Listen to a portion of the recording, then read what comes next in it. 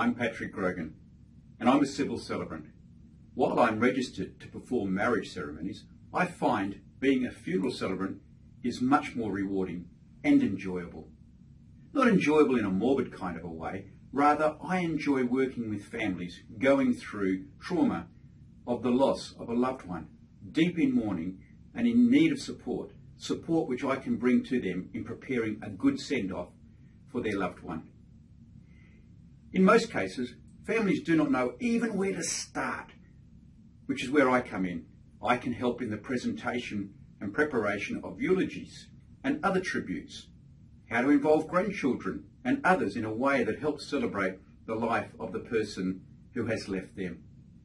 In my experience, this process is made so much easier when pre-planned funerals are in place. Some pre-planned funerals are prepared by individuals, while others are prepared by couples who sit down together and talk about how they would like their service to run, and to set money aside to cover the cost of the funeral. More often than not, people who pre-plan their funerals do so to take the pressure off their families at a time which is difficult enough already. Let me talk about two funerals that I was involved in early in 2019. The first was a lovely family who had just lost their beautiful wife, mum and nana. There were several members of the family at the meeting with both the funeral director and with me as a celebrant. It was quite chaotic as ideas and preferences were discussed and arguments erupted, which was not helpful to the funeral director or to me or the family especially.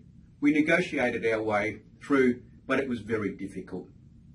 A few days later, I met another family whose husband, dad and Poppy had passed away. A similar scenario, but when I met with this family, it was calm, and I was able to tailor a beautiful service for the family based on written wishes, which the family had written down in a pre-planned funeral.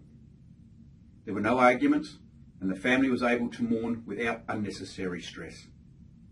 So talk to your family about sitting down with a caring, experienced and professional funeral pre-planner while you can, and decide on the details that suit your preferences.